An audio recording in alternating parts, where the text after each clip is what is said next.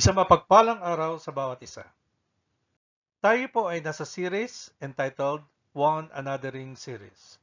We have already discussed the following lessons: a call to real Christian community, devoted to one another, honor one another, submit to one another, accept one another, admonish one another, encourage one another, serve one another, bear with one another, pray for one another, and today our lesson is entitled Bear One Another's Burdens. You can actually watch and listen to all of these topics by visiting the Jesus is Alive Kalamba Church YouTube channel. And please subscribe, like, and share that others may be blessed as well. So today, our topic is entitled Bear One Another's Burdens. This is now lesson 11. In summary, bearing each other's burdens is a genuine expression of love and therefore fulfills the law of Christ. Let's study the following topics: the command and the application for bear one another's burdens. I would like to start our lesson with a story about Chippy the parakeet. It is a story about a parakeet named Chippy. Chippy the parakeet never saw it coming. One second, he was peacefully perched in his cage, and the next he was sucked in, washed up, and blown over. The problem began when Chippy's owner decided to clean Chippy's cage with a vacuum cleaner. She put the end of the hose into Chippy's cage to clean the bottom, but then the phone rang. She turned to answer the phone and barely said hello when she heard zoop. Parang na-vacuum si Chippy. Chippy was sucked into the vacuum. The bird owner gasped, put down the phone, turned off the vacuum, and quickly opened the bag. There was Chippy, still alive but shocked. Since the bird was covered with dust and dirt, she raised him in the bathroom, turned on the water, and held Chippy under the running water. Then, realizing that Chippy was soaked and shivering, giniginaw, she did what any compassionate bird owner would do. She reached for the hair blow dryer and blasted Chippy with hot air. Poor Chippy never knew what hit him. A few days after the trauma, the reporter who had initially written about the traumatic event called Chippy's owner to see how the bird was recovering. Well, the owner replied, Chippy doesn't sing much anymore. He just sits and stares. Hindi na umaawit si Chippy. Kasi singing bird yan eh. Nakaupo na lang siya at tulala. Why? Because he was sucked in, washed up, and blown over. And it is not hard to see why. Sucked in, washed up, and blown over, that's enough to steal the song from the bravest heart. Sucked in, washed up, and blown over, that about sums up how many of us feel at times when life hits us hard. Isn't that right? You felt that way before, haven't you?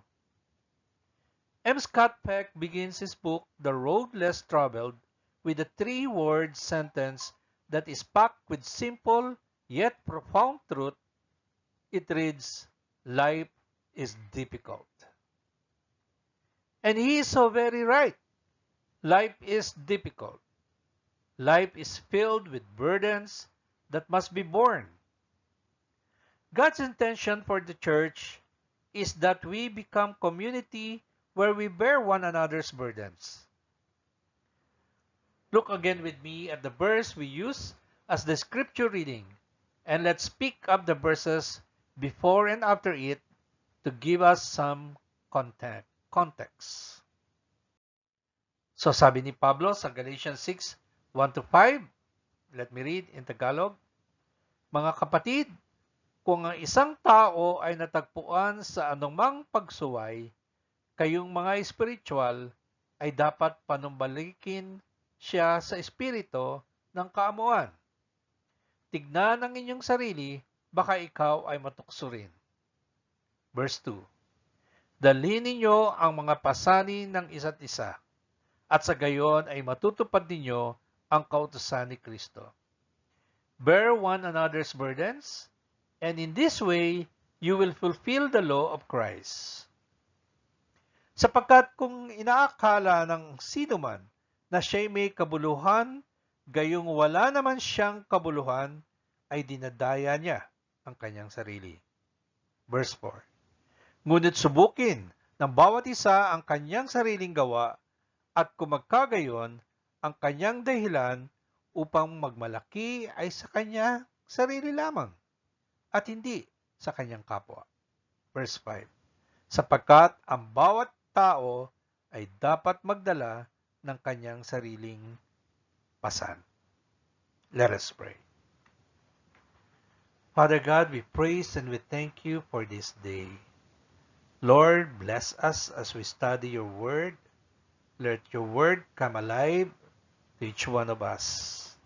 Kaya mo nga, O Diyos, na ang iyong salita ay dumating na may kapangyarihan sa bawat puso't isipan ng bawat isa upang maganap ang iyong kalooban sa bawat isa sa amin. Pagpalain niyo nga po kami. Kaya mo nga ang iyong salita ay turuan kami upang kami ay magkaroon ng isang simbahan na matatawag The Real Christian Community Church. Panginoon, pagpalain niyo nga kami sa aming pag-aaral ng 11 leksyon ng One Anothering series. Bear one another's burdens. Sa pangalan ni Jesus, itong aming panalangin na may pasasalamat. Amen. Palakpakan natin ang ating Panginoon. Hallelujah! Let's examine the command and then work toward its application. So, the command, bear one another's burden. In verse 1, Paul gave instructions concerning our responsibility to help other believers who are trapped in sin. Nagbigay si Pablo ng mga tagubilin tungkol sa ating responsibilidad na tulungan ang iba pang mga mananampalataya na makalaya sa kasalanan.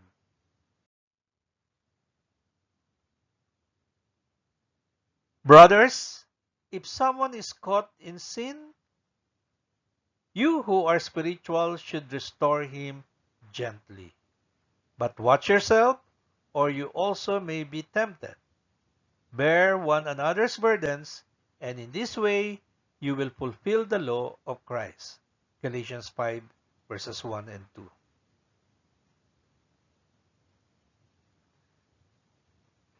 Sinabi niya na dapat alalayan ang mga nagkasalang mga kapatid at tulungan silang maipanumbalik ang mga ito sa diwa ng kahinahunan. Pagkatapos sa talatang 2, iniutos ni Pablo na pasanin natin ang mga kabigatan ng isa't isa. Paul commands that we bear one another's burdens. Ang katotohanan na ang utos ng talatang 2 ay sumusunod sa utos ng talatang 1, na ito ay isang uri ng pasanin na dala-dala. The fact that the command of verse 2 follows the command of verse 1 suggests that this is one form of burden bearing. Helping another believer overcome the burden of a certain sinful behavior is one way to help someone bear their burden. Ang pagtulong sa isa pang mananampalataya na madaig ang bigat ng isang makasalanang pag-uugali ay isang paraan para matulungan ang isang tao na kayanin nila ang bigat ng kanilang pasanin. But Paul is not implying that this is the only way to carry each other's burdens. Ngunit hindi ipinapahiwatig ni Pablo na ito lamang ang tanging paraan para dalhin ang pasanin ng isa't isa. The burdens that we are to help others carry include any sort of difficulties that people face. Ang mga pasanin na dapat nating itulong sa iba ay kasama ang anumang uri ng paghihirap na kanilang kinakaharap. Let's study that. The word that is used here is a general word that literally means a heavyweight. Ang ibig sabihin ng salitang ginamit dito ay isang pangkalahatang salita na literal na nangangahulugang isang mabigat na dalahin, a heavyweight. Something that was very heavy to carry was referred to as a burden. Isang bagay na napakabigat na dalhin ang isang pasanin. That's why certain animals were referred to as beasts of burdens. At yan ang dahilan kung bakit tinukoy ang ilang hayop bilang mga hayop na pasan. Ito ang larawan ng beast of burden. Itong animal na ito, siya ang nagbubuhat ng napakabigat na dalahin. Nang may nagmay-ari sa kanya, kung ang nagmay-ari ay nasa negosyo ng pagdidistribute ng mga gamit, siya ang nagdadala para bang itong beast of burden ay sasakyan, no, noong unang panahon. Pero ngayon, bihira na, no, may mga tricycle na, may yung karetela, parang pan-display na lamang doon sa Intramuros at para sa mga turista. So, bihira ng... Pero, itong ibig sabihin ng heavyweight na binubuhat na pasanin sa bear one another's burden.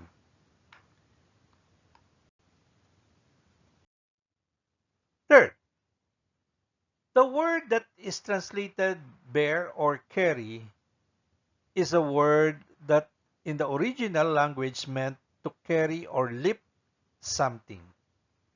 Ang ibig sabihin ng salitang isinalin na magbata o buhatin ay isang salita na sa orihinal na wika ay magdala o mag-angat ng isang bagay.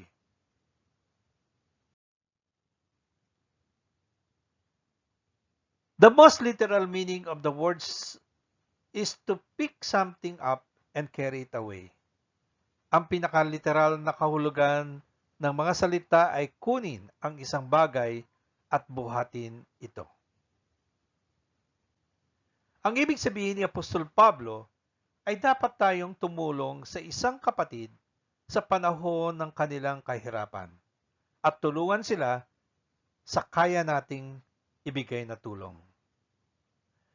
Anumang tulong ang ating magagawa upang maibisan ang bigat ng kanilang pasanin ay isa ng malaking pagpapala para sa mga taong ito.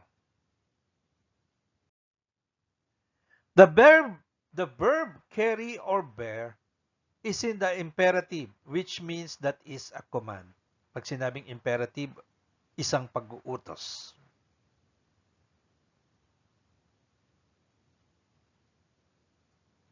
So, ang salitang buhatin ay isang utos. And as a command, it is to be continuous, ongoing action.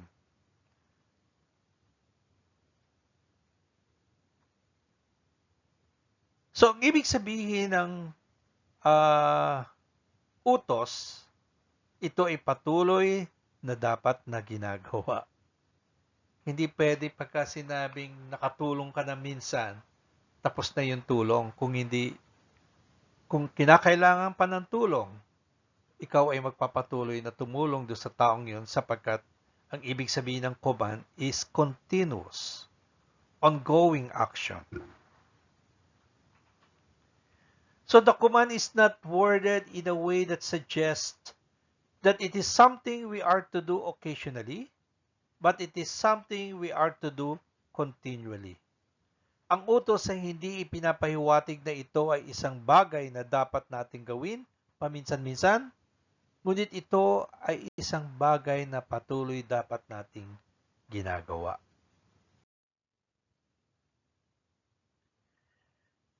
The final thing I want us to notice about the command is that it comes with a promised result.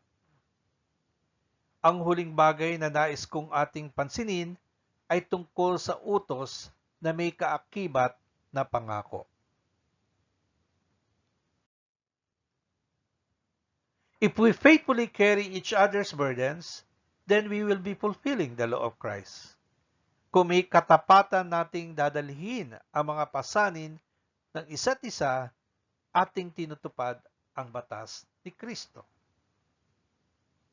What is the law of Christ? Ano ba ang batas ni Kristo? We conclude from Scripture that the law of Christ is the law of love. Ang kabuuan ng banal na kasulatan ay ang batas ni Kristo ay ang batas ng pagmamahal. The law of Christ is to love one another as Jesus loves us. Ang batas ni Kristo ay ibigin ang isa't isa tulad ng pagmamahal sa atin ni Jesus. Anong sabi ng ating Panginoong Jesus? A new command I give you, love one another as I have loved you, so you must love one another. John 13:34. Isang bagong utos ang ibinibigay ko sa inyo, kayo'y mag-ibigan sa isa't isa, tulad ng pagmamahal ko sa inyo. Kailangan ninyong mahalin ang isa't isa. Similarly, Jesus said, my command is this, love each other as I have loved you.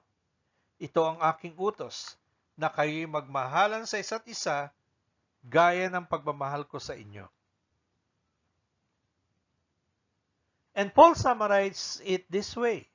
The entire law is summed up in a single command, love your neighbor as yourself, Galatians 5:14. Ibinuod ito ni Pablo sa ganitong paraan. Ang buong batas ay ibinuod sa iisang utos, sapagkat ang buong kautusan ay natutupad sa isang pangungusap. Ibigin mo ang iyong kapwa na gaya ng iyong sarili. Galatians 5:14.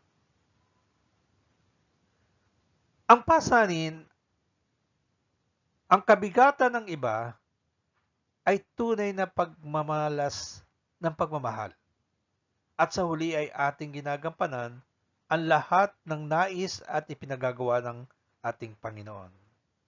Bearing the burdens of others is a genuine expression of love and ultimately fulfills everything God wants us to be and to do.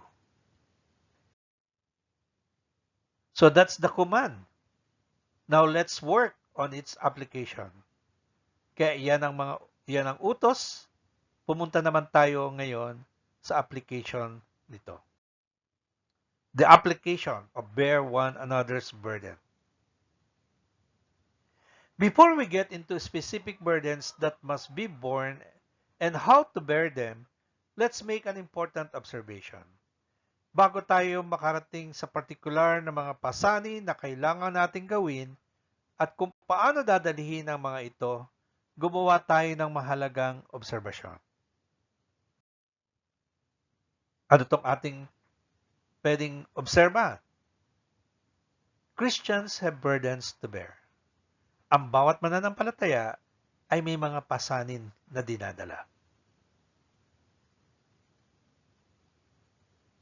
Mayroong popular na ideya sa ilang Kristiyano at simbahan na nagsasabing ang mga Kristiyano daw ay hindi saklaw ng mga paghihirap, problema at pasanin, ngunit hindi yan ang isang ideya sa Biblia. There's a common and popular idea among some Christians and churches that says that Christians are exempt from difficulties, troubles, and burdens. But that is not a biblical idea. Parang nagsasabi, parang pagka ikaw ay Kristiyano, hindi ka na makararanas ng problema. Hindi ka na makararanas ng paghihirap. Hindi ka na makakaranas ng pasanin. Hindi totoo yan. Hindi yan ang sinasabi ng salita ng Diyos. The Bible is pretty clear about the fact that Christians will face adversities. Malinaw na sinasabi ng salita ng Diyos na ang mga Kristiyano ay haharap sa pagsubok. Anong sabi sa James chapter 1 verses 2 and 3? Consider it pure joy, my brothers, whenever you face trials of many kinds. Maraming klase daw. Because you know that the testing of your faith develops perseverance. Mga kapatid ko, ituring ninyong buong kagalakan kapag kayo'y nahaharap sa sari-saring pagsubok. Yamang inyong nalalaman na ang mga pagsubok na sa inyong pananampalataya ay nagbubunga ng pagtitiis. Aba, maganda pala kapag tayo ay nasusubok o nagkakaroon o dumadaan ng problema. Ano sabi ng salita ng Diyos? Ano daw ang nade-develop? Ano daw ang bunga nito? Pagtitiis, perseverance. Kasi minsan para tayong wala tayong pasensyang tao, Hindi tayo ayaw nating magtiis, kaya ngayon usong-uso na yung mga instant, Ayaw nating nagpapakulo ng tubig para ilagay yung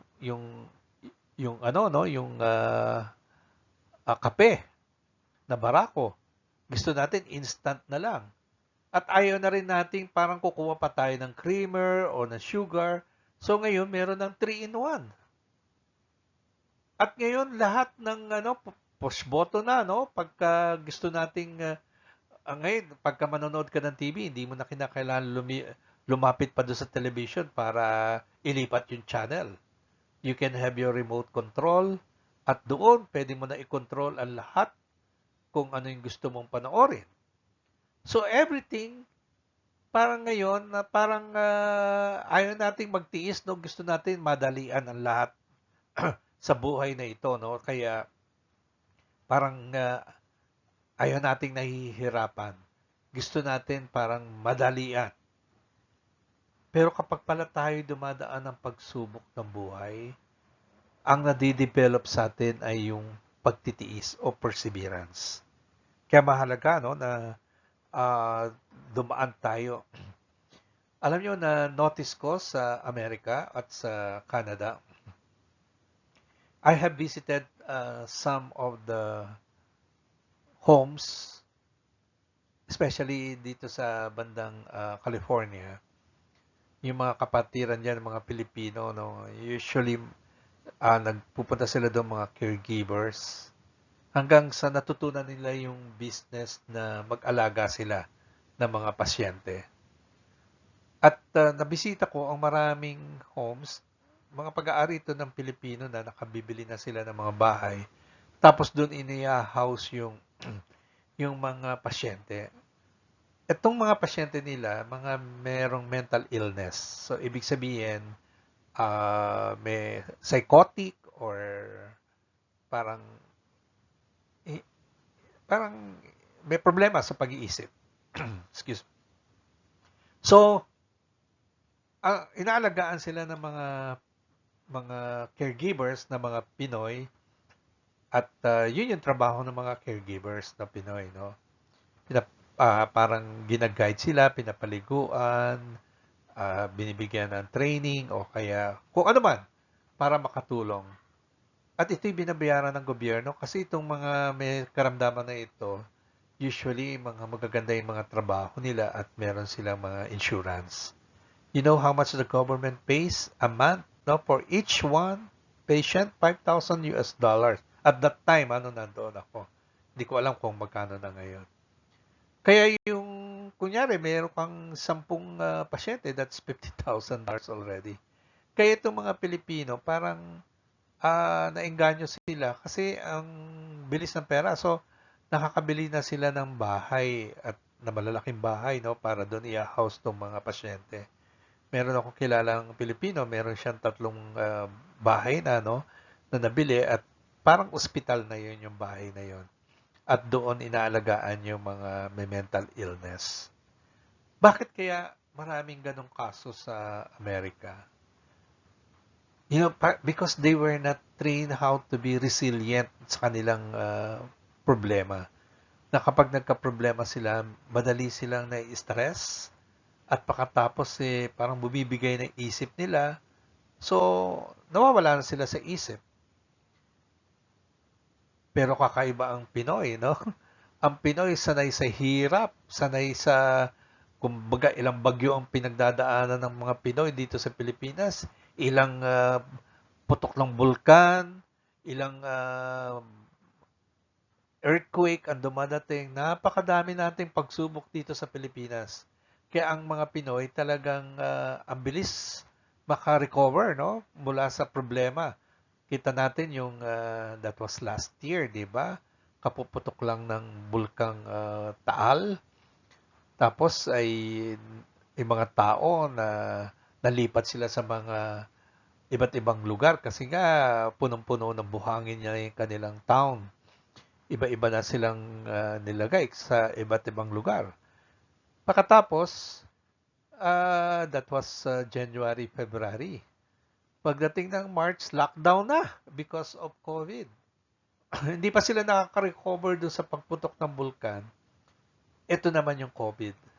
Pero look at them now, no? How resilient these people are. Nakabalik na sila sa kanilang tirahan, nakabalik na sila sa kanilang pinagkakakitaan. At kasi nung nangyari yung pumutok ang bulkan, nagkatulong-tulong ang mga Pilipino. Yan ang magandang spirit na meron ng Pilipino, yung bayanihan spirit, na kung saan nagtutulungan. Kaya palapakan natin ang Pinoy. No? So, meron din naman na stress dito at siguro yung mga hindi sanay sa problema, kaya minsan okay lang yung problema kasi dyan tayo nagkakaroon ng may nadidevelop na character sa atin, yung perseverance o pagtitiis. Na ibig sabihin, kaya mong dalhin anumang bigat ang dumating sa iyo. Amen! Mabuti ang Panginoon. Sabi ko, because you know that the testing of your faith develops perseverance. Kahit ang mga dakilang tao ng pananampalataya ay nakaranas din ng pagdurusa. Diba? Tulad ni Job. At ni Apostol Pablo, si Job. Diba? Sa isang araw, nawala yung kanyang kabuhayan, namatay yung kanyang mga anak, nagkaroon siya ng karamdaman, pinandirihan siya ng kanyang asawa. So, napakatindi ng pinagdaanan ni Job. Pero, sabi nga ng asawa niya, sumpain mo na ang Diyos mo. Pero sabi niya, naked came I from my mother's womb, naked will I return. Blessed be the name of the Lord. Pinuri pa rin niya ang Panginoon. And as a result, the Lord restored 100-fold yung nawala sa kanya. Ibig sabihin na pinagpala siya kasi napagtagumpayan ni Job ang paghihirap na yon na kanyang pinagdaanan. At ganoon din si Apostol Pablo. Ilang beses siya na shipwreck, nahubaran, nagutom, nauhaw, kinulong. Pero ganun pa man, nagpatuloy si Pablo na paglilingkod at hindi naging sagabal sa kanya yung mga paghihirap na yon. So, na-develop yung perseverance, no, sa kanila. And so, as Christians, we too will have burdens to carry. Kaya nga bilang mga Kristiyano, tayo man ay magkakaroon din ng mga pasanin upang dalhin. Our burdens may vary in kind and intensity, but all of us have burdens of one kind or the other that occur at one time or the other. Ang ating mga pasanin ay maaaring iba't ibang uri at iba't iba ding bigat. Ngunit lahat tayo ay may mga pasanin na nangyayari sa bawat pagkakataon. Look at this. I like the story told of a woman who had lost her son and could not get over her grief. Gusto ko ang kwento tungkol sa isang babaeng nawalan ng anak at hindi makayanan ang kanyang pagdadalamhati. So this is the woman who lost her son. She went to an old wise man and asked him what to do. So humingi siya ng tulong sa isang matalinong mama o tao. Nagpunta siya doon upang tanungin kung ano ang kanyang pwedeng gawin. He told her to go find a home that has no sorrow or grief and bring back a mustard seed from that home and he would restore her son to her. Wow! Sinabi niya sa kanya na humanap ka ng tahanan na walang kalungkutan o bigati at dalhin ang binhi ng mustasa mula sa tahanang iyon at aking bubuhayin ang iyong anak, sabi ng matandang matalino. She threw herself into that search for many days and then returned to the wise man. Pinagbuti niya ang paghahanap sa maraming araw at pagkatapos ay bumalik siya sa matalinong tao. When she approached the wise man, she simply said, I have been so selfish in my grief.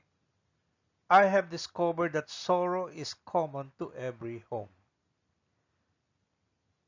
Ang sabi ng babae, naging makasarili ako sa aking pagdadalamhati. Natuklasan ko na ang kalungkutang iyan ay karaniwan sa bawat tahanan. Alam nyo, minsan parang iniisip natin tayo lang yung namimigati, ano? Para bang tayo lang ang pinagsukloban ng langit at lupa. At hindi natin alam na bakit ganon ang buhay, bakit tayo nahihirapan, bakit tayo pinahihirapan. Yan ang ating parang may sinisisi tayo, no? Kaya nga, look around you in the congregation today and understand that all of us have burdens. Tignan ninyo ang inyong paligid at ngayon unawain na lahat tayo ay may mga pasanin. Kaya itong babae na in grief, nakita niya yung lahat ng tahanan na kanyang binisita, merong iba't ibang uri na pasanin. Kaya ang sabi niya, naging makasarili ako. Sa pagdadalamhati, natuklasan ko na ang kalungkutang iyan ay karaniwan sa bawat tahanan. So there is a heartache in every person's life. May kabigatan sa buhay ng bawat tao. We all have problems and cares that weigh us down and are a burden to bear. Lahat tayo ay may mga problema na nagpapahirap sa atin at pasanin na dapat tiisin.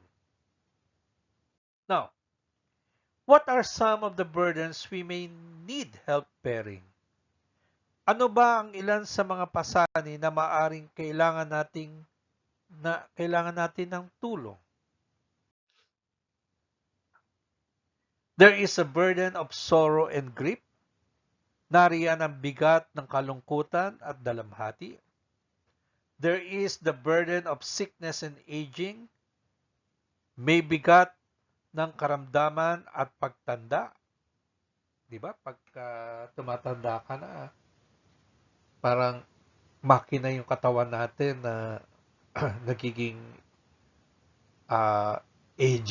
aging na yung makina. Ibig sabihin, gumagaralgal na,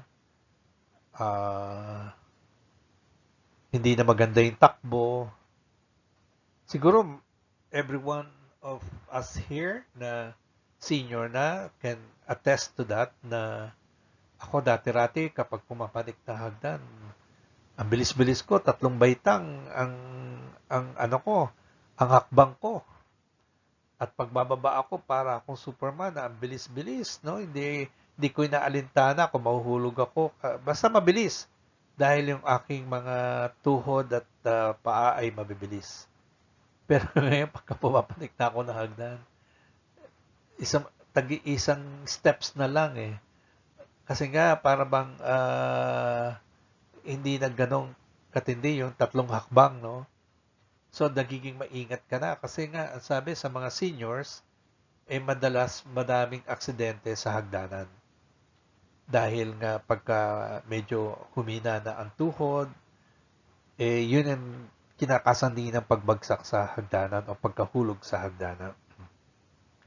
Kaya nga pagka senior ka na, 'di ba? Yung mata mo parang lumalabo na, yung pandinig mo ay humihina na at marami ka nang nararamdaman na karamdaman, sakit dito, sakit doon.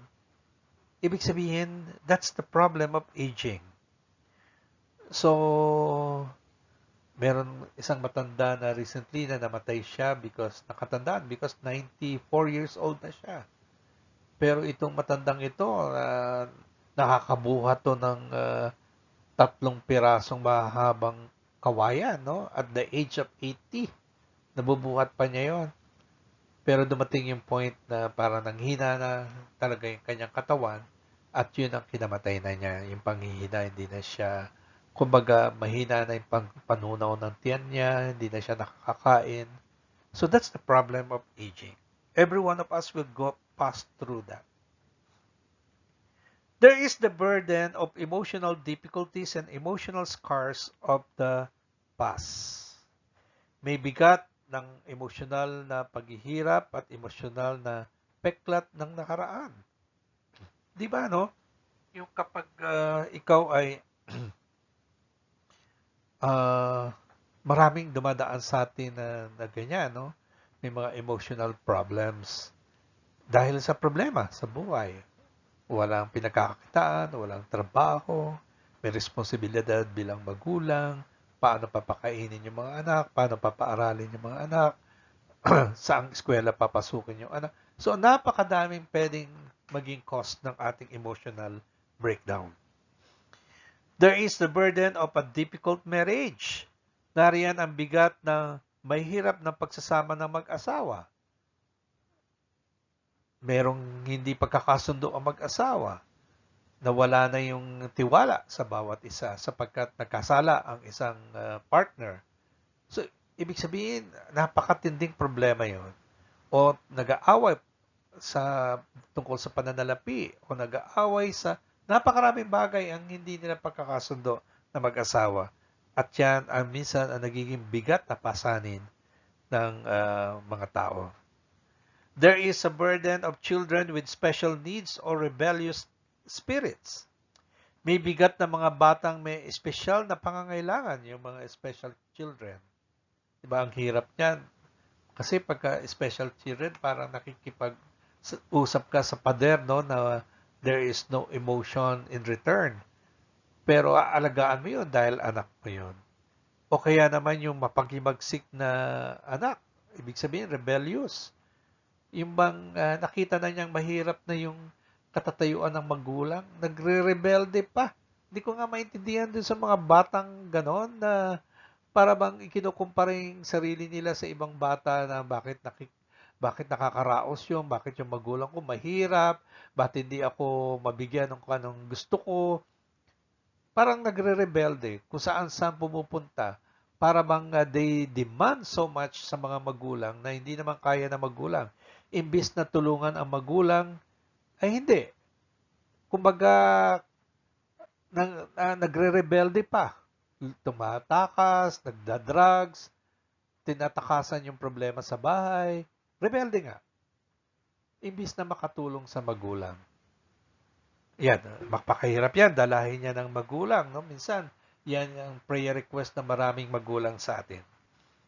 There is the burden of unemployment or underemployment. May bigat ng kawalan ng trabaho o kulang sa sahod. Di ba? No? Para bang ang bigat ng gawain mo, ang bigat ng ginagawa mo, pero kulang naman yung pasahod sa'yo.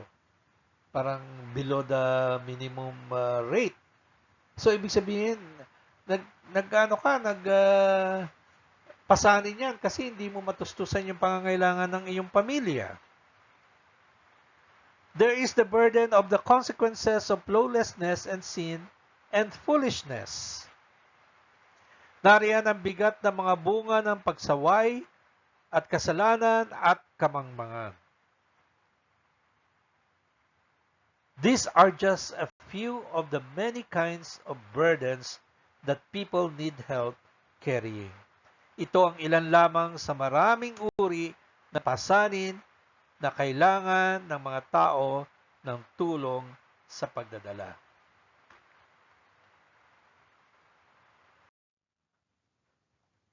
Now that we know that God wants us to help people with their burdens, the question is, how? Ngayong alam na natin na nais ng Panginoon na tulungan natin ang mga tao sa kanilang mga pasanin, ang tanong ay, paano?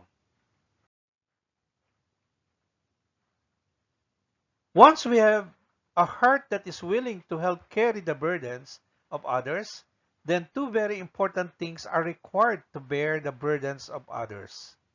Kapag may puso tayong handang tumulong na dalhin ang mga pasanin ng iba, dalawang napakahalagang bagay ang kailangan para tulungan ang iba sa kanilang mga pasanin. Una, we have to know that a brother or sister has a burden. Kailangan nating malaman kung may pasanin na dinadala ang isang kapatid na lalaki o babae. Pangalawa, the person with the burden has to be willing to allow us to help them. Ang taong may pasanin ay kailangang may pagnanais na siya ay tulungan. So, importante ito no, kapag lalapit tayo. Hindi naman tayo pwedeng lumapit, oh, may problema ka pa? O medyo, minsan, ganun ang ating biroan, ano? Pero kapag nakikita natin na magandang ngiti, masaya siya, at mukhang walang problema, hindi walang dalahin yan at the moment. Pero pagka naobserbahan naman natin na merong malungkot na muka, sigurado meron dalahin yan. Kaya importanteng tingnan natin, maging observant tayo. At kailangan din, yung tao, willing siya na tulungan siya. Pagka hindi siya willing, hindi hindi magkakaroon ng bear one another's burden yon. So, kailangan willing siya to allow us to help them. Okay. Coming to realize that someone has a burden requires active involvement in each other's lives. Ang malaman na may isang tao na nagdala-dalang kabigatan, ito'y nangangailangan ng aktibong pakikibahagi sa buhay ng bawat isa. So if we are not open and honest enough about our struggles, then no one will know what our burden is. Kung hindi tayo bukas o open at tapat sa ating mga paghihirap, walang makakaalam kung ano ang ating pinagdadaanan. So if we are not observant enough or interested enough, then we won't notice what someone is struggling with. Kung hindi tayo nagmamasid o interesado tumulong, hindi natin mapapansin kung ano ang pinagdadaanan ng isang tao. So if we are not spending enough time with each other, then we won't have the opportunity to be close enough to others to know what their burdens are. Kung hindi tayo naglalaan ng oras sa isa't isa, hindi tayo magkakaroon ng pagkakataon na malaman kung ano ang pasanin ng iba. Natatandaan ko, no, pagka nung nasa face-to-face tayo, nasa church, di ba, pakatapos ng preaching, marami nang tumatayo at umuwi. Hindi na nakikihalubilo sa iba at hindi na nagpapanalanginan sa bawat isa kasi meron tayong time na to pray for one another. Ito yung mga testimony na narinig ko after we discussed last week yung pray for one another. Sabi nila pagka gano'n na yung pray for one another na, tumatayo, nagpupunta ng CR, at para lamang umiskapo doon sa praying for one another. Ayaw niya na, kasi hindi raw siya marunong manalangin, hindi niya alam kung paano ipapanalangin yung kapatid, at ayaw din naman niya sabihin yung kanyang pinagdadaanan, nahihiya siya. So maraming dahilan kung bakit ayaw nila mag-participate. Pero after learning that lesson, sabi niya, naku, ang dami ko palang namimiss. At ngayon nalaman niya na importanteng magpanalanginan sa bawat isa. Alam nyo, marami kasi ng pagka umaatin ng simbahan, pagkatapos na marinig na yung sermon, umaalis na. Ibig sabihin, siya ay nag-benefit na doon sa natutunan niya. Pero dapat magkaroon ng application yung ating pinag-aaralan, yung bang magkaroon ka ng pagkakataon na makatulong ka sa ibang tao. Panong tulong? Yung maipanalangin mo yung tao o makinig lamang doon sa dalahin ng tao. Kaya nga napag-aralan natin, tayong lahat ni Kristiyano, hindi tayo exempted sa mga problema na ating pinagdadaanan. Lahat tayo ay may dinadalang problema. Kaya importante na magkatulungan tayo, magdalahan tayo ng bigat sa bawat isa. Kaya importante na we spend time. Kaya nga mga kapatid, all of this requires time and effort to develop relationships para ma-develop natin yung real church community. Importante na lahat ng ito ay nangangailangan ng oras at pagsisikap upang makabuo ng isang relasyon. Ganito ang tunay na pamayanan ng simbahan. Pero alam nyo, iba't iba ang pangangailangan ng tao, hindi lamang pinansyal, hindi lamang emosyonal, hindi lamang sosyal, meron din pangangailangan spiritual. Kaya nga tayo ay bilang isang simbahan, ang ating pinaka-goal ay magkaroon ng relasyon ang bawat isa kay Kristo Jesus. At dahil si Jesus ay espiritu at katotohanan, kinakailangan ng ating espiritu ay maipanganak na muli. O sa English, born again. Kaya yung pagiging born again, hindi siya isang relihiyon, kundi ito isang karanasan na dapat maranasan ng bawat isa upang magkaroon siya ng buhay na walang hanggan. Sapagkat pagka tayo namatay dito sa lupa, nananatiling buhay ang ating kaluluwa at spirito. Ang tanong, saan pupunta yan? Sa langit ba o sa impyerno? Kaya kung wala kang katiyakan na buhay na walang hanggan, ang bagsak mo sa impyerno. Pero kung ikaw ay may Kristo, ginawa mong daan si Jesus patungo sa kalangitan, sapagkat ang sabi ni Jesus, ako ang daan, ako ang katotohanan, ako ang buhay. Walang makararating sa Ama sa langit na hindi magdaraan sa akin. So si Jesus lamang ang daan, hindi relihiyon, hindi mabubuting gawa, kung hindi ang pagkakaroon ng personal na relasyon kay Kristo Jesus. Kaya ikaw kapatid na nakikinig, gusto kong magkaroon ka ng personal na relasyon kay Kristo Jesus. Paano yan? As simple as ABC. Ano yung A? Admit. Ano yung admit mo? Tanggapin mo na ikaw ay nagkasala at hindi nakarating sa kaluwalhatian ng Diyos. Lahat tayo ay nagkasala at ang kabayaran ng ating kasalanan ay kamatayan na bapanon doon sa dagat-dagatang apoy ng impyerno. Pangalawa, B, believe. Ano yung pananampalataya natin? Pananampalataya natin na ang ginawa ni Jesus doon sa krus ng Kalbaryo ay sapat ng kabayaran sa lahat ng ating kasalanan. Si Jesus ay nagtungo dito sa unang pagkakataon upang mabuhay at pagkatapos lumaki at pagkatapos pagbayaran ng ating mga pagkakasala doon sa krus ng Kalbaryo. Doon siya namatay. Tayo ang dapat na naipako sa krus, pero anong ginawa ni Jesus? Inako niya ang kasalanan ng sanlibutan upang tayo ay magkaroon ng kaligtasan, upang tayo ay hindi mapahamak sa impyerno. Kaya nga mga kapatid, importante na ang ating espiritu ay maipanganak na muli. Pangatlo, ikumpisal natin. Ano yung C? Confess. Ikumpisal natin ang ating mga pagkakasala sapagkat lahat tayo nagkasala at hindi nakarating sa kaluwalhatian ng Diyos. Kaya kung ikukumpisal natin to, handa tayong patawarin ng ating Panginoon. So kumakatok si Jesus sa inyong puso, papapasukin nyo ba? Sa sino mang nais papasukin si Jesus sa kanyang puso, sabihin mo ang panalangin ito. Panginoong Jesus. Sabihin mo, Panginoong Jesus, salamat po sa iyong dakilang pag-ibig sa akin. Panginoon, patawarin niyo po ako sa lahat ng kasalanan na aking nagawa. Salamat, Panginoon, sa kapatawaran. Mula ngayon, ikaw na ang Panginoon, ikaw na ang tagapagligtas ng aking buhay.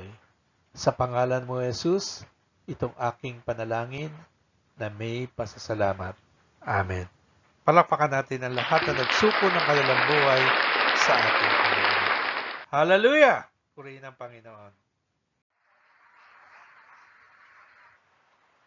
Once we have an idea that someone needs some help carrying their burden, then that person needs to let us help them. Kapag may naisip tayong mga tao na kailangan ng tulong sa pagdadala ng kanilang pasanin, kailangan na hayaan nila tayo na sila ay ating tulungan.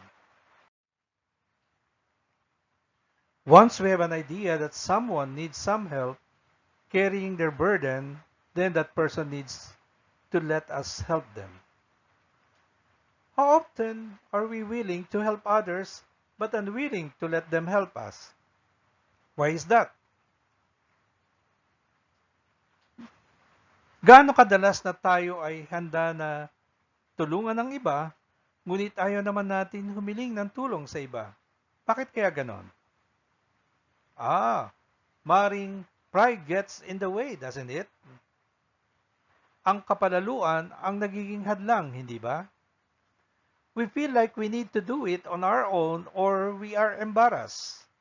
Pakiramdam natin ay kailangan nating gawin ito ng mag-isa o kaya nahihiya tayo. Or we feel like our faith in God alone should be enough. We should just depend on God and no one else. O ang pakiramdam natin ay dapat sapat na ang ating pananampalataya sa Panginoon, dapat lang tayong umasa sa Panginoon at wala nang iba.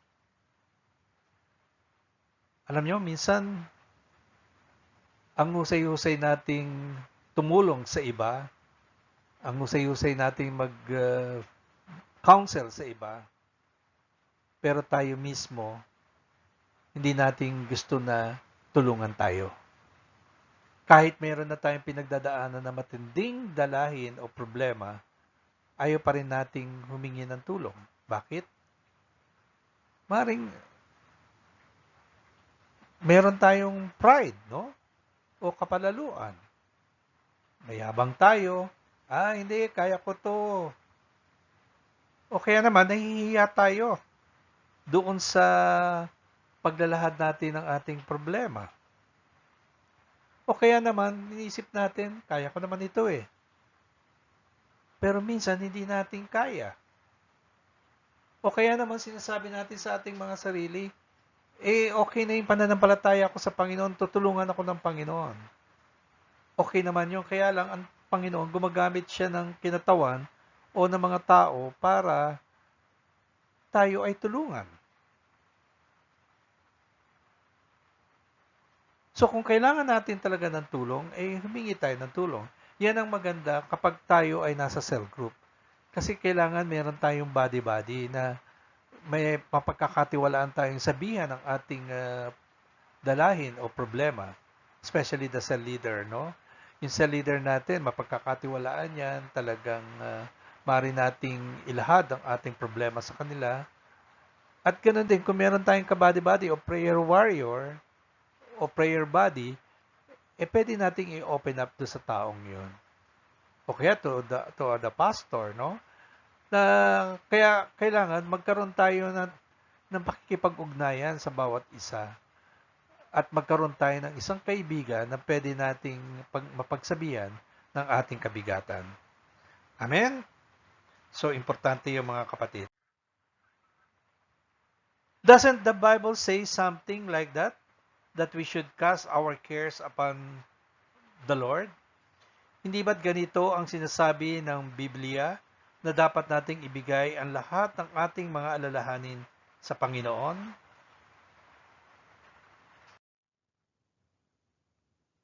Doesn't the Bible say something like that? That we should cast our cares upon the Lord? Yes, it does. Oo, ganun nga. Anong sabi sa Psalm 55 verse 22? Cast your cares on the Lord, and He will sustain you, and He will never let the righteous fall. Iatang mo ang iyong pasan sa Panginoon, at Kanyang aalalayan ka, hindi Niya pinahintulutang makilos kailanman ang matuwid.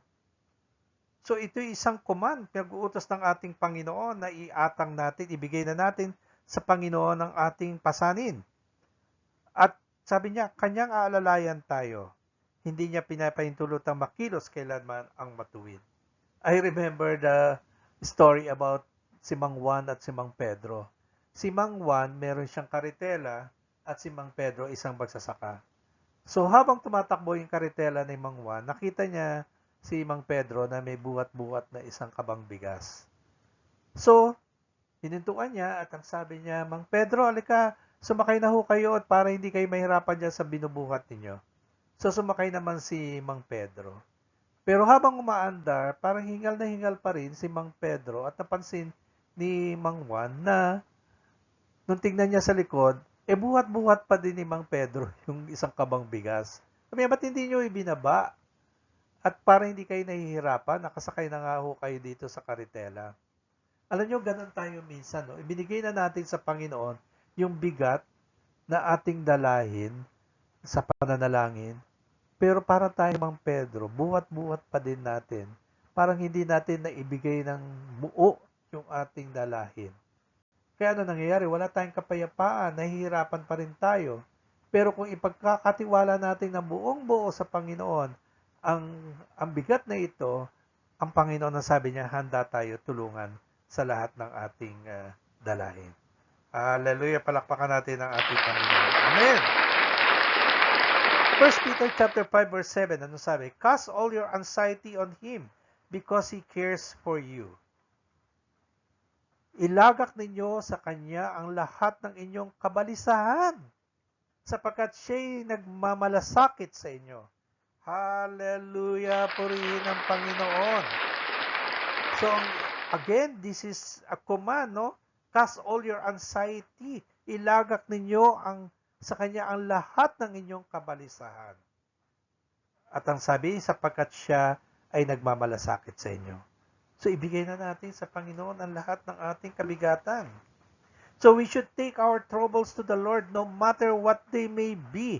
Dapat nating dalhin ang ating mga kabigatan sa Panginoon, anuman ang mga ito. And we should trust the Lord will give us the grace and the strength we need to endure. At dapat tayong magtiwala na bibigyan tayo ng Panginoon ng biyaya at lakas na kailangan natin upang harapin ang mga pagsubok sa buhay. Hallelujah! Praise the Lord! So we should cast all our cares, all our anxiety unto the Lord, for He cares for us. Amen! But we should recognize that God often uses other people as His agents to help us carry our burdens. So totoo naman na we have to cast all our cares, all our anxiety unto the Lord.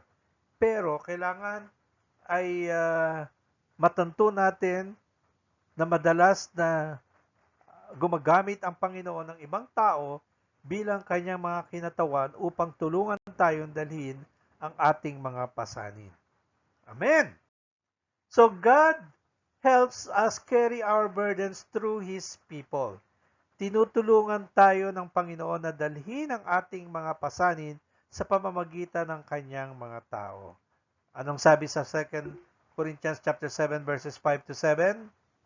Sapagkat maging nang kami ay dumating sa Macedonia, ang aming mga katawan ay hindi nagkaroon ng kapahingahan, kundi pinipighati sa bawat paraan.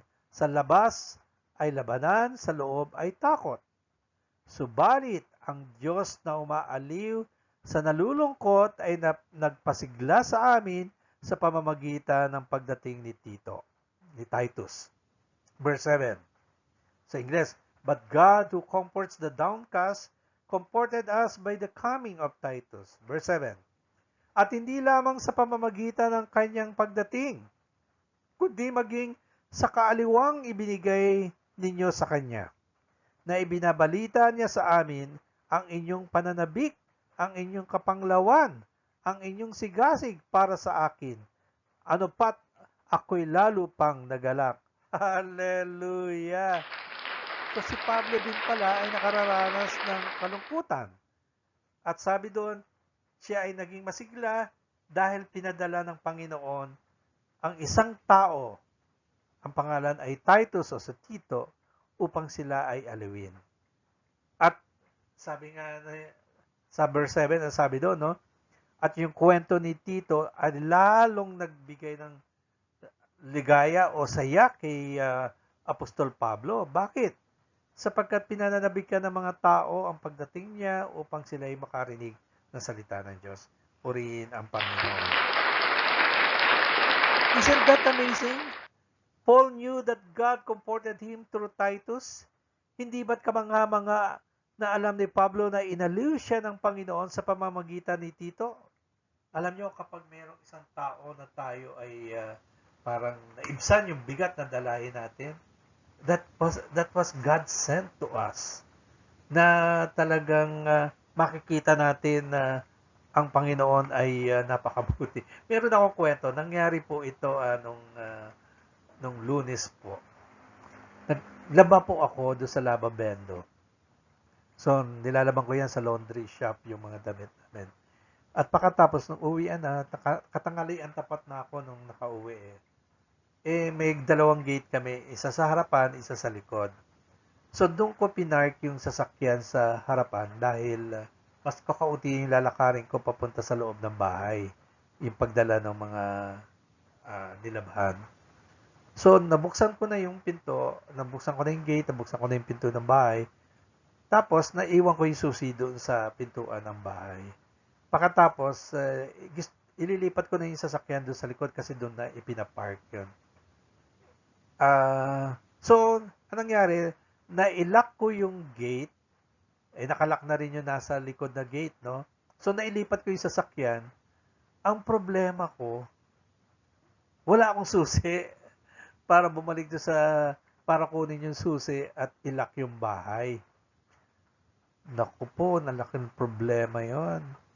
Tapos tinawagan ko yung anak ko, hindi sumasagot, no? Si Samuel. Kasi hinatid niya yung kanyang ate sa hospital para mag-rounds. Tinawagan ko yung ate niya, sabi, busy ate niya dahil meron siyang clinic. At pagkatapos ay, sabi ko, tawagan mo nga yung kapatid mo kasi hindi ako makapasok. Ibig sabihin, kung uuwi kayo ng alas 6, hanggang alas 6 ako mag-iintay dito.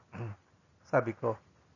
Tapos, tumawag naman si Samuel, sabi niya, Dad, nasa ako, nagpapalinis ako ng sasakyan, nagpapakarwas daw siya. Sabi ko, hindi pwede, tsaka ang layo niya, nasa Muntinlupa, ako nasa San Pedro sa Pasita.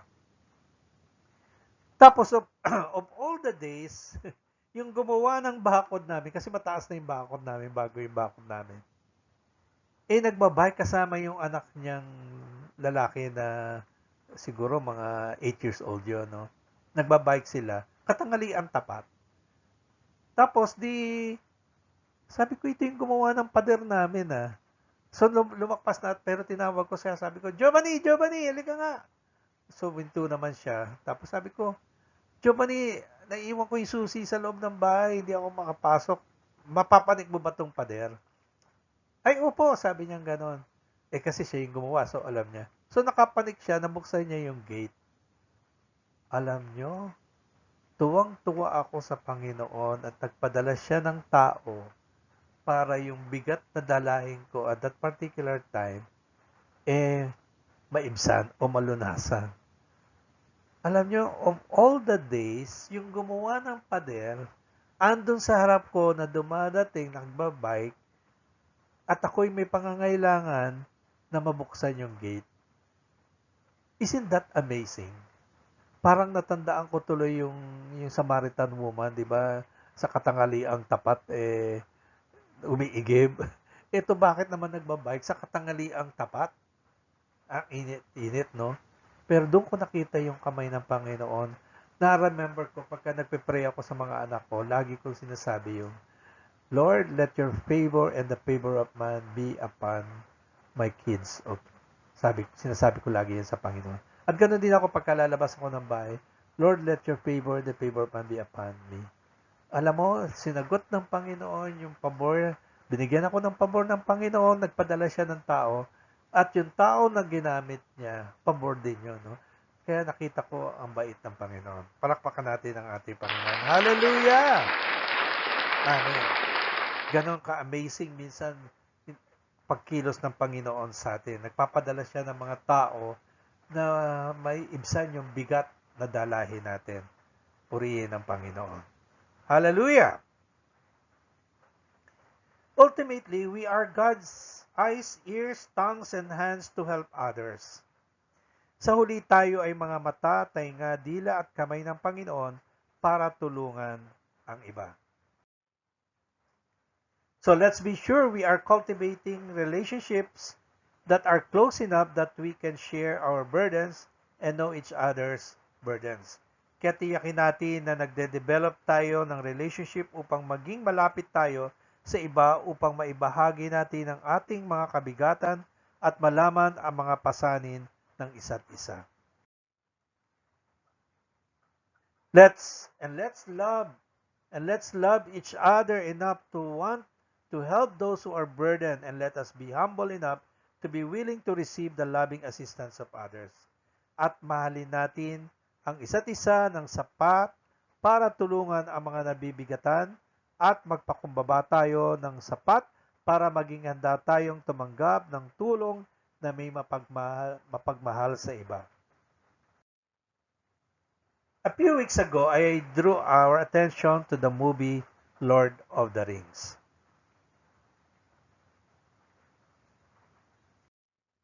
Ayan. I mentioned that one of the things I appreciate the most about the movie is the camaraderie that Frodo had with his friends as they helped him carry out the mission to destroy the powerful evil ring that was a threat to all mankind. The journey had been long and arduous, and many of them did not complete the journey. In the end, both Frodo and his friend Sam were at their physical and emotional limit. As they climbed the mountain toward the cave entrance that would lead to the place Frodo must drop the ring, Frodo couldn't go another step. He could not even stand. All of Sam's encouraging words were no longer effective. Why? Because Frodo just didn't have any more to give. Pagod na siya. He was so exhausted. Since he was the only one who could carry the ring because of its mysterious power to tempt and overwhelm, there was only one thing to do. Sam said, I may not be able to carry the ring, Mr. Frodo, but I can carry you. Maring hindi ko kayang dalhin ang singsing, Mr. Frodo, pero kaya kitang dalhin.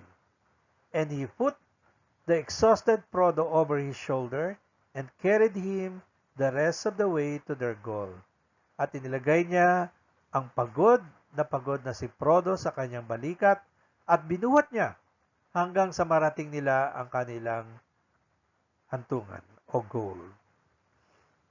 Brothers and sisters, that is how the family of God is supposed to work. Mga kapatid, ganyan dapat magtulungan ang pamilya ng Panginoon. We cannot take the burdens away, but we can bear one another. Maring hindi mawawala ang kabigatan, ngunit maaari nating dalhin ang isa't isa. We can lift each other up and make sure that no one gets left behind, that no one is alone. Maaari naming buhatin ang isa't isa at siguraduhin na walang maiiwan at walang nag-iisa. Hallelujah! Palakpakan natin ang Panginoon. Amen! I like the powerful story of the Queen Creek Mine Rescue. On July 25, 2002, 9 coal miners entered Q Creek Mine in Somerset County, Pennsylvania. About 9 a.m. or 9 p.m. rather, the miners were drilling near the abandoned Saxman mine, and when 50 million gallons of water released into their own shaft, cutting them off from the surface. In a desperate race against time, more than 200 rescuers worked to save the trapped miners. The men were trapped in a small chamber just over 4 feet high and 18 feet wide in frigid 55-degree water. Napakalamig. The area of entrapment was approximately 240 feet underground and about 1.5 miles from the mine entrance. Naku, napakalayo nun. The miners decided early on they were either going to live or die as a group. They were all rescued as a group some 77 hours, 3 days after being trapped in the mine. Lahat sila ay nasagip bilang isang grupo ng mga 77 oras, 3 araw matapos makulong sa minahan. The 55-degree water threatened to kill them slowly by hypothermia. Ang hypothermia ay yung bang sa sobrang lamig at maaari kang mamatay sa sobrang lamig, no? So according to one news report, when one would get cold, the other 8 would huddle around the person and warm that person. And when another person got cold, the favor was returned. Kapag ang isa ay nilalamig, ang 8 tao ay iikutan ang nilalamig upang mawala ang lamig sa kanyang katawan, at kung isa naman ay nilalamig din ang pabor ay ibinabalik. Miner Harry Mayhew told reporters, "Everybody had strong moments, but any certain time maybe one guy got down, then the rest pulled together. And then that guy would get back up, and maybe someone else would feel a little weaker. But it was a team effort. That's the only way it could have been." Ang bawat isa ay may kani-kanyang kalakasan. Kung ang isa ay nakararanas ng panghihina, ang iba ay magtutulong-tulong upang palakasin ang nanghihina. Kailangan nila ang team effort upang sila lahat ay makaligtas. What a great description of the way the church is supposed to work. Napakagandang paglalarawan kung paano ang simbahan ay nagkakatulungan. So how can we bear one another's burdens? Paano ba natin papasanin ang mga pasanin ng isa't isa? We should never pass up an opportunity to pray for someone. Huwag nating hayaan na hindi nating mapanalanginan ng iba. Always offer a listening ear and a shoulder to cry on. Laging mag-alok at makinig and shoulder to cry on. Communicate positive and encouraging words. Makipag-ugnayan sa positibo at nakakahikayat na mga salita. Look for simple, obvious, and practical ways to help. Hanapin ang simple at practical na mga paraan upang makatulong. Paano? Visit those who are shut in or in the hospital. Ask if there is anything you can do. Bisitahin ang mga naka-confine sa ospital. Tanungin kung may kailangang tulong sila. Look for ways to help those who are advanced in age. Humanap ng mga pagkakataon upang tulungan ang mga seniors. Diba? Mga seniors, kailangan na ng tulong yan. Ano? Kailangan na aalalayan na sila. Okay? Then, look for ways to help those who have young families or families with special needs. Humanap ng mga pagkakataon upang tulungan ang mga young families o yung mga maagap kakakasal pa lang, o pamilyang may espesyal na may pangangailangan. Look for those who are struggling emotionally, socially, financially. Hanapin ang mga nahihirapan sa emotionally, socially, or financially. Most importantly, just be there and offer your heart, your love, your life. Be in a relationship. Ang pinakamahalaga, bigyan mo ng panahon at mag-alok ng tulong na may pagmamahal. Just be in a relationship. Hallelujah!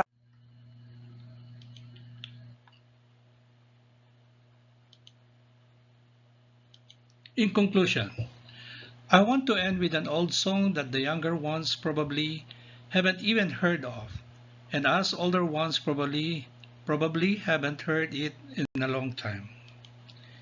The song is He Ain't Heavy, He's My Brother. It was a hit single for the Hollies in 1969 and for Neil Diamond in 1970. So as you open your YouTube, you can sing this song, He Ain't Heavy, He's My Brother. The lyrics of the song goes this way. The road is long with many a winding turn that leads us to who knows where, but I'm strong, strong enough to carry him. He ain't heavy, he's my brother. So on we go, his welfare is of my concern. No burden is he to bear, we'll get there, for I know he would not encumber me. He ain't heavy, he's my brother. If I'm laden at all, I'm laden with sadness, that everyone's heart isn't filled with the gladness of love for one another. It's a long, long road from which there is no return. While we're on the way to there, why not share? And the load doesn't weigh me down at all. He ain't heavy, he's my brother. He's my brother, he ain't heavy, he's my brother. I hope and pray that message of the song will be our sentiment as well. What's that? Our commitment to each other. Umaasa ako at nananalangin na maging parehas na damdamin natin ang mensahe ng awit. Ano ito? Ang ating katapatan sa isa't isa. That we will love each other enough to carry each other's burdens. Sapat ang pagmamahal natin sa isa't isa para dalhin ang mga pasanin ng isa't isa. That our love for each other will cause us to feel that no burden is too heavy to help a brother or sister to bear. Na ang ating pagmamahal sa isa't isa ay magiging dahilan para madama natin na walang pasaning napakabigat para tulungan ang isang kapatid sa kanyang dalahin. He ain't heavy, he's my brother. Hindi siya mabigat. Siya ang kapatid ko. She ain't heavy. She's my sister. Hindi siya mabigat. Kapatid ko siya. Let us pray. Salamat Panginoon sa lesson 11, bear one another's burdens. Salamat Panginoon at binuksan mo ang aming mga isipan na kami ay may pananagutan sa bawat isa. At ito ay magdalahan kami ng pasanin sa bawat isa upang maibsan ang anumang bigat na dinadala ng kapatiran. Alam namin Panginoon na hindi madali ito, pero dahil sa biyaya at lakas mo, Panginoon, magagawa namin ito sapagkat ito iyong pinag-uutos sa amin. At kapag sinunod namin ang iyong pag-uutos, Panginoon, alam namin, kaakibat nito ang iyong biyaya, kaakibat nito ang iyong talino, kaakibat nito ang iyong lakas, ang iyong pagmamahal. Kaya't bibigyan mo kami ng isang malaking puso upang kayang-kayang mailagay ang anumang bigat na meron ng aming mga kapatiran. Opo Panginoon, napakabuti mo Panginoon at patuloy mo kaming tinuturuan upang kami ay magkaroon ng real church community Panginoon. Salamat, Panginoon, at alam namin na ito'y mangyayari, magaganap sapagkat kami ay iyong tinuruan na. Kaya mga O Diyos, na sa bawat pagtuturo, ito'y aming i-apply sa aming mga buhay at sa aming simbahan. Salamat, Panginoon, sa iyong katuruan. Idinudulog namin, Panginoon, ang lahat ng mayroong mga karamdaman. Sa pangalan ni Jesus, Lord, lahat ng may COVID, sa pangalan ni Jesus, I rebuke the virus in the bodies of these brethren in the name of Jesus. Sa pangalan ni Jesus, ikaw COVID, sa pangalan ni Jesus, lumayas ka sa mga katawang ito sa pangalan ni Jesus. Sa pangalan ni Jesus. Sa pangalan din ni Jesus, pinawawala namin ng espiritu ng kagalingan mula ulo hanggang talampakan sa pangalan ni Jesus. Lord, I also rebuke yung may mga nararamdamang migraine o sakit sa ulo sa pangalan ni Jesus. Lord, ikaw migraine, ikaw sakit sa ulo, tinatalian kita sa pangalan ni Jesus. Lumayas ka sa katawang ito sa pangalan ni Jesus. Ikaw sakit sa mata sa pangalan ni Jesus. Lumayas ka sa katawang ito sa pangalan ni Jesus. Ikaw sakit sa tenga sa pangalan ni Jesus. Lumayas ka sa katawang ito sa pangalan ni Jesus. Ikaw sakit sa lalamunan. Lumayas ka sa katawang ito sa pangalan ni Jesus. And Lord, also we rebuke those who are merong lymph nodes sa kanilang dibdib that can lead to breast cancer sa pangalan ni Jesus. Lord, I rebuke. Lord, inatapon namin ito sa paanan ni Jesus, itong problema na ito, itong karamdaman na ito sa pangalan ni Jesus. I rebuke you, you lymph node, you cancer in the breast sa pangalan ni Jesus. Sa pangalan ni Jesus. Get away from these bodies in the name of Jesus. In the name of Jesus. Let healing to flow upon that part of the body of God, of our dear brethren, sa pangalan ni Jesus. At ikaw din sakit sa tiyan dahil sa maaring ito ay sakit sa bituka, sakit sa gallbladder, sakit sa kidney, sakit sa lapay, sa pangalan ni Jesus. Lord, sa pangalan ni Jesus, we rebuke those sicknesses in the name of Jesus. Sa pangalan ni Jesus. At yun din may nararamdaman osteoarthritis, osteoporosis. Lord, sa pangalan ni Jesus, Lord, we rebuke this arthritis in the name of Jesus. Yung lahat ng bones na degenerating at yung lahat ng bones na humihina na sa pangalan ni Jesus, Lord, restore the bones in the name of the Lord, in the name of Jesus. At Lord, yung lahat po na may karamdamang diabetes, tumaas ang sugar nila sa pangalan ni Jesus, Lord, lower the sugar count in their bodies in the name of Jesus. Sa pangalan ni Jesus, sa pangalan ni Jesus. At ganoon din, Panginoon, ang lahat, Panginoon, ng merong sakit sa uric, mataas na uric, Lord, lower the uric component o Lord, uric content sa pangalan ni Jesus sa kanilang mga katawan. In Jesus' name. Hallelujah, Lord! Let healing to flow mula ulo hanggang talampakan ng bawat isa sa amin sa pangalan ni Jesus. And Lord, we remember as well Israel.